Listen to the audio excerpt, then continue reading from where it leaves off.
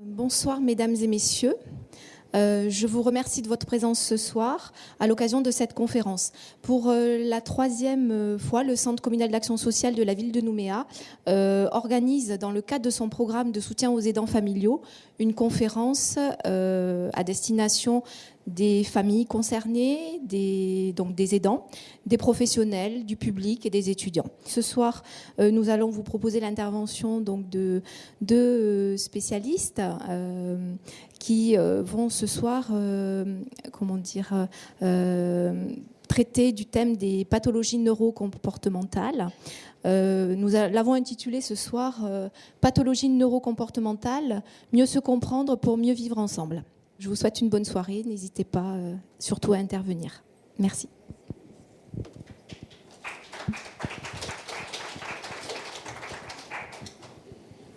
Bien, bonsoir à tous. Donc, effectivement, on va essayer d'intervenir. L'idée, c'est de partager quelque chose autour de pathologies qui sont lourdes, souvent avec des conséquences sur l'entourage, pour la personne bien sûr, mais aussi sur l'entourage. Donc, l'idée, c'était d'essayer d'exprimer des difficultés partagées pour qu'on puisse les vivre ensemble dans les meilleures façons possibles, c'est-à-dire le malade et son entourage, et je dirais le corps soignant également tout autour. Donc l'idée, c'est vraiment de partager autour des difficultés que peut-être vous vivez, que peut-être vous craignez ou qu'on vous a raconté, de façon de pouvoir échanger sur ce sujet. Donc j'ai pas trop envie ce soir d'être ici comme un sachant, c'est-à-dire vous donner des solutions, de vous donner des items de réponse aux troubles du comportement ou des difficultés qui peuvent se présenter. J'ai surtout envie d'échanger. Donc il faut bien un début. Je sais que c'est difficile d'échanger à brûle pour point de cette façon-là. Donc je vais essayer de brosser un peu un tableau de l'ensemble des pathologies, de ce qu'on peut en retenir et de ce qu'il y a d'important. N'hésitez pas à interrompre, mais surtout après, je pense qu'on pourra échanger sur les différentes difficultés qui peuvent être rencontrées. Ce que je voudrais dire pour commencer, c'est que les pathologies neurocomportementales, la maladie d'Alzheimer, la démence frontotemporale, les démences cérébrovasculaires, l'ensemble de toutes ces pathologies-là sont des pathologies longues. C'est des pathologies qui engagent une histoire, une vie de personnes, une vie familiale. Et cette pathologie-là s'inscrit dans un changement qui va durer et qui va s'inscrire vraiment dans une histoire. Quand j'ai parlé du vieillissement il y a quelque temps, j'ai insisté sur la notion de changement, sur la notion de la nécessité de changer, sur le fait qu'en vieillissant, on ne peut pas ne pas changer. Dans le cadre de ces maladies-là, on vieillit également, et donc on change au cours de l'histoire. Et donc retenir que c'est d'abord une histoire qui commence quand on fait un diagnostic ou quand on y a pensé, et que c'est quelque chose qui va engager plusieurs années. Dans la maladie d'Alzheimer, on est sur des parcours de 10, 15 ans en moyenne, c'est long. Et ça veut dire beaucoup de changements. Donc ce qu'il faut d'abord se sortir de la tête, si j'ose dire, c'est l'équation diagnostic d'une pathologie et un comportement qui serait figé, qui serait annoncé, qui serait toujours le même. C'est le problème d'ailleurs du diagnostic des démences. Souvent qu'on parle avec ces pathologies-là, on parle de ce petit terme-là. Démence, ça engage tout de suite des comportements qui peuvent faire peur, des comportements anormaux et qui finalement ne recouvrent pas l'ensemble de l'histoire qui va se dérouler, l'ensemble de l'histoire qui va exister et l'ensemble de l'histoire qu'on va devoir partager avec le malade. Donc je pense que vraiment la première chose que j'ai envie de faire passer ce soir, c'est que c'est un engagement dans la durée, dans le changement, et que la symptomatologie, le rapport à la personne malade, le rapport avec son entourage va évoluer au cours du temps. Ça peut durer, je vous ai dit, entre 5 à 15 ans. C'est quelque chose d'important. Et il faut prévoir cette histoire, cet avenir possible qui va forcément exister. La deuxième chose qui me semble importante dans le cadre de ces pathologies-là, ce sont des pathologies qui vont interroger le système de soins. Le système de soins qui, globalement, est surtout fait pour faire disparaître des maladies ou plus accessoirement faire disparaître des symptômes. On va voir que ces maladies-là génèrent un bon nombre de symptômes, de manifestations cliniques, et que l'idée de vouloir forcément faire disparaître ces manifestations, les atténuer, les annihiler, n'est pas forcément la bonne idée. Donc ce sont souvent des situations effectivement qui interrogent le système de soins dans son objectif, dans sa finalité, et qui peut poser problème dans certaines prises en charge. Donc on verra certains symptômes qu'il vaut mieux laisser perdurer, d'autres que l'on peut éventuellement tolérer ou qu'on va pouvoir atténuer, et certains qu'il va falloir peut-être accepter malgré les difficultés. Donc ça, c'est le deuxième point qui me paraissait important. Et enfin, sur ces pathologies dégénératives, le troisième point, c'est surtout, mais ça vous le savez bien et vous l'avez déjà compris, ce sont des pathologies qui engendrent des difficultés, alors dites systémiques, on peut dire plus simplement des difficultés familiales, des difficultés sur l'environnement, et qui vont engager de façon très forte l'environnement, l'entourage, les soignants, quitte à les rendre eux-mêmes malades, quitte à les modifier eux-mêmes. Et donc on est vraiment dans un système avec lequel il va falloir vivre, et nous, soignants, avec lequel il va falloir travailler. C'est-à-dire qu'on ne peut pas s'intéresser simplement aux malades pris isolément, mais effectivement, on va s'intéresser à l'ensemble de l'entourage, à ce que ça peut générer dans l'entourage et aux conséquences que ça peut avoir dans l'entourage, étant entendu qu'on est réellement dans une situation de système atteint avec des modifications pour l'ensemble des intervenants autour de ces pathologies, avec de grandes conséquences à la fois personnelles et financières.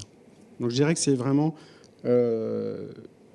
les trois points importants, la longueur, l'histoire, l'installation dans la durée, l'interrogation sur le soin, sur la finalité des soins, et l'atteinte globale, l'atteinte systémique qui concerne ces pathologies-là.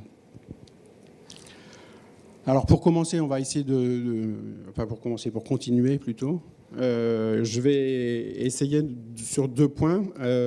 D'abord vous dire que les symptômes sont en rapport avec une évolution de la maladie au niveau du cerveau. C'est-à-dire qu'au début, on va faire des diagnostics sur des symptômes qui témoignent d'une atteinte localisée du cerveau. Et donc les premiers symptômes, ceux qui vont nous permettre de faire un diagnostic, concernent en général une zone du cerveau particulière. Et ces symptômes vont évoluer en fonction de l'atteinte progressive de l'ensemble du cerveau, étant entendu qu'on est dans un contexte de pathologie neurocomportementale évolutive, avec une diffusion au niveau du cerveau et une progression de l'ensemble des symptômes à partir d'un noyau de départ. Alors, le noyau de départ est intéressant pour faire un diagnostic au départ.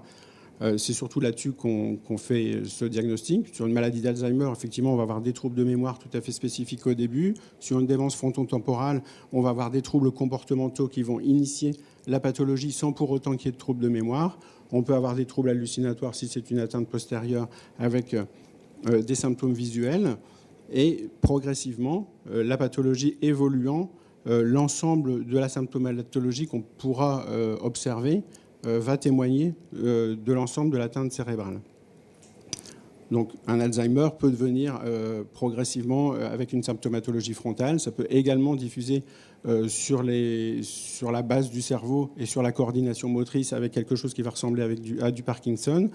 Donc tous les symptômes vont évoluer jusqu'à avoir en fin de parcours une atteinte globale où finalement l'ensemble du cerveau étant atteint, on a un ensemble de troubles beaucoup plus diffus, beaucoup plus incertains, et plus on attend effectivement dans l'évolution, et plus le diagnostic d'un point de vue clinique va devenir difficile, l'ensemble des symptômes se mélangeant les uns les autres.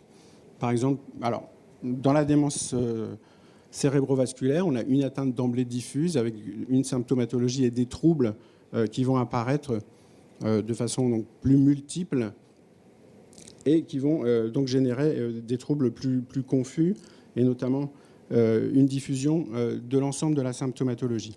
Donc, un intérêt dès le début, quand il y a des troubles particuliers, on va dire de consulter, de façon de pouvoir étiqueter la maladie le mieux possible et de pouvoir suivre les troubles comportementaux qui vont ne pas manquer d'arriver de façon plus subtile et plus adéquate. C'est-à-dire que en fait, la mise en place d'un suivi continu permet d'adapter, d'anticiper les troubles et donc d'être plus performant dans les conséquences que peuvent générer ces troubles sur l'ensemble de la famille.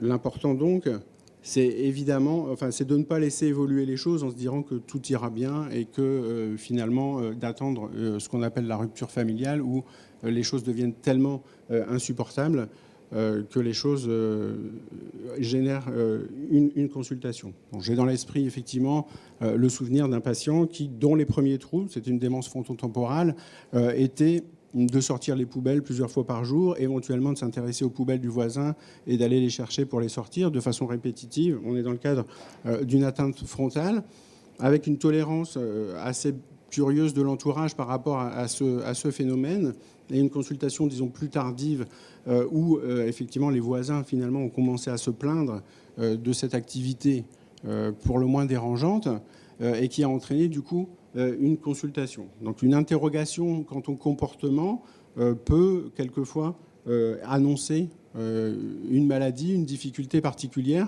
qui mérite un diagnostic de façon à ce que le suivi soit pris en charge le plus vite possible et que l'ensemble de la famille autour de ces pathologies puisse se positionner assez rapidement pour ne pas se laisser surprendre et aller jusqu'à la fuite, à la confusion, aux difficultés qu'on va décrire par ailleurs.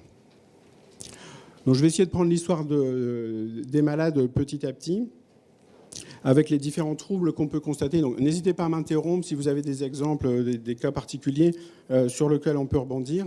Oui ? Comment lui dire à la personne qu'elle a besoin d'une consultation ? Alors effectivement, c'est la première consultation. En général, on peut lui dire, sauf qu'elle ne va pas forcément accepter ces troubles, les constater avec nous. Et donc, elle va éventuellement la refuser. Donc, c'est une des premières difficultés à faire entendre à la personne la nécessité d'avoir un avis sur son comportement. Donc, je pense que la meilleure façon, c'est de renvoyer au comportement constaté, de poser la question de est-ce que ça te semble normal ? Est-ce qu'on peut effectivement s'occuper, je prends l'exemple de tout à l'heure, des poubelles du voisin, etc., pour faire prendre conscience progressivement, parce que malgré la maladie, il y a une conscience des troubles qui existent, de la nécessité éventuellement d'en parler, d'en discuter. Mais effectivement, c'est une des difficultés souvent constatées dans ces situations-là, c'est de faire accepter la consultation et de l'amener de façon suffisamment adroite pour que la personne l'accepte dans de bonnes conditions. Bon. Voilà, il me semble que le renvoi, on pourra peut-être en parler après, mais le renvoi sur la réalité des troubles, sur le constat des troubles, laisse une porte et une opportunité pour faire quelque chose devant la répétition et l'anormalité de ce qu'on peut constater. Mais effectivement, voilà, quels que soient les troubles, c'est vrai pour la mémoire, pour les troubles de mémoire d'Alzheimer, en général, les troubles sont connus du malade, mais sont cachés du malade. Pour des raisons de préservation de son ego, tout simplement. Et donc, même s'il en a conscience, je pense qu'on a souvent dit, on a longtemps dit que les malades n'avaient pas conscience de leurs troubles. Je pense qu'il y a une part, effectivement, de méconnaissance, mais surtout une protection qui fait qu'on ne veut pas montrer ces troubles, qu'on les cache et qu'on dépense de l'énergie pour éviter de les montrer et de les étaler, ce qui génère effectivement un épuisement personnel et une répercussion notamment sur l'entourage, avec,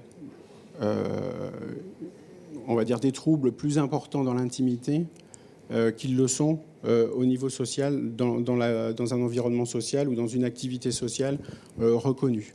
Donc ça, je vais en parler tout de suite, mais c'est une vraie difficulté pour l'entourage et pour la famille.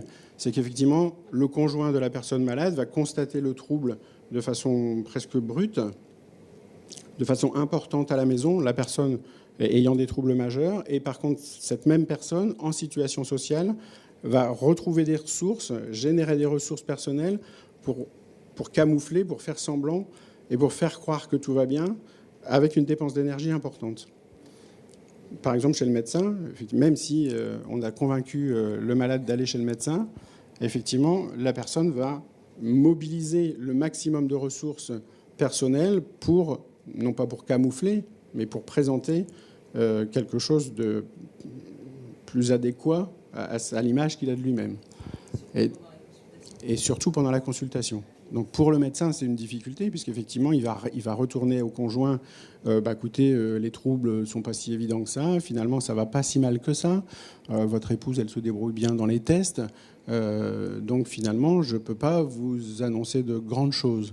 Et puis à côté, l'époux, ou le conjoint en question se sent terriblement frustré, terriblement abattu, parce qu'effectivement, ça ne correspond pas à ce qu'elle vit, elle, au quotidien. Donc nous, c'est ce qu'on appelle l'effet pantoufle. Hein, on est tous comme ça, en situation à la maison. On a tendance à se laisser aller plus que quand on est en situation sociale. On se laisse aller. Donc le malade fait la même chose. Une fois chez lui, avec son conjoint, il a tendance à lâcher les vannes, à se laisser aller, et donc à présenter des troubles à son conjoint qui sont beaucoup plus importants que l'ensemble de l'entourage que les amis peuvent constater pendant tout un temps. Et donc ça, pour le conjoint, c'est quelque chose d'extraordinairement pénible. Oui ? Alors, je sais pas si c'est une sorte de déni, ça peut.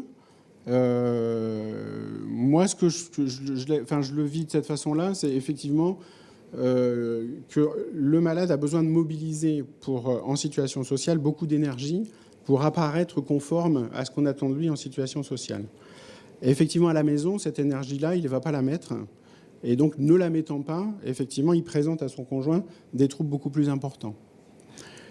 Et donc ça, c'est vraiment quelque chose de difficile pour les conjoints qui, effectivement, constatent tous les jours, au quotidien, les difficultés qui ne sont pas forcément flagrantes, qui vont s'en plaindre au médecin. Bon, ça paraît légitime, mais également aux amis, aux proches, aux enfants, par exemple. Hein. Quand on a un couple, on en parle aux enfants, mais tu sais, papa, il va vraiment pas bien, il oublie beaucoup, etc., etc. Et puis, les enfants étant là, hop, il y a une restructuration, une espèce d'énergie, l'énergie qui vient au début, et donc il camoufle ça. Et donc le conjoint, effectivement, vit là une solitude extrême dont il faut tenir compte. Et donc c'est vrai que nous, au tout début, il faut vraiment qu'on prenne conscience de ça pour le parler avec le conjoint et pour effectivement écouter ce que le conjoint nous dit de la réalité quotidienne plutôt qu'éventuellement le malade ou peut-être que les proches. Et des fois, il nous renvoie des choses. Voilà, par exemple, moi j'ai entendu ça, t'es odieuse avec ton mari, tu te rends pas compte, il est pas si malade que ça, c'est toi qui dis qu'il est malade, mais en fait c'est pas vrai. Bon, voilà, donc c'est des situations qui sont prises de plein fouet et qui effectivement génèrent de vraies difficultés et qui sont là vraiment au début de la maladie, en l'occurrence plus de la maladie d'Alzheimer. Je dirais avant cet effet pantoufle, on a ce qu'on appelle les troubles de mémoire épisodiques. Bon, je parle de la maladie d'Alzheimer, mais il y en aura d'autres après. Ce qu'on appelle les troubles de mémoire épisodiques, hein, c'est la difficulté pour le patient de raconter une histoire, c'est-à-dire de mettre en discours le temps, le lieu et l'action.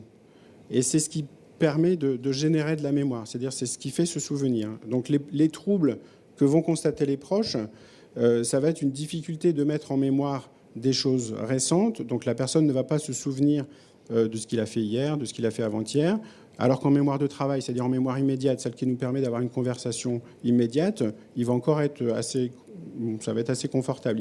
C'est pour ça qu'avec les amis à table, il va pouvoir soutenir une conversation à bâton rompu où on passe d'un sujet à l'autre sans trop d'efforts. Par contre, ce que vont constater les proches et les troupes, c'est le lendemain de cet événement, par exemple festif autour d'une table, c'est que le malade ne va pas se souvenir de ce qui s'est passé, de ce qui a été dit, éventuellement des amis qui étaient là, etc. Donc les amis, eux, ils s'aperçoivent de rien. Et puis l'entourage proche va directement derrière constater que l'oubli est important. De la même façon, on va avoir des souvenirs anciens qui vont monter assez facilement en mémoire. Les souvenirs relativement récents n'étant plus présents, en fait, ça laisse de l'espace pour les souvenirs anciens. Je parle simplement, mais c'est comme ça que ça se passe. Et du coup, les gens se souviennent très facilement de l'enfance, des choses assez anciennes qui sont déjà mémorisées et qui sont disponibles dans le cerveau. Et donc, en général, là aussi, l'entourage et même les proches ont tendance à sous-estimer les troubles en disant « mais finalement », il se souvient de plein de choses, de son enfance, de choses comme ça. Et donc on a un discours qui est assez assez ambivalent, enfin, à la fois des difficultés de mémoire qui sont sur la mémoire relativement immédiate, mais en même temps, il se souvient très bien des choses passées, et quand il est en société, finalement, il se débrouille pas si mal que ça. Avec le souhait souvent de ne pas voir la maladie, c'est-à-dire qu'on se raccroche à ce qui va bien. Donc, effectivement, ce qui va freiner le diagnostic, ce qui va freiner l'acceptation de la maladie pour les proches, ça va être ces souvenirs anciens qui sont présents, et ça va être effectivement cette capacité, un temps préservé, de paraître socialement compétent. Bon. Donc, il y a cette dissociation qui existe pour les proches et l'envie de nier la maladie, et la souffrance qui est tout de suite générée avec le discours des proches, des enfants qui ne vivent pas en direct, et cette solitude qui s'installe d'emblée dans la maladie pour le conjoint proche. Donc ça, c'est vraiment une souffrance qui est d'emblée présente et dont il faut absolument tenir compte.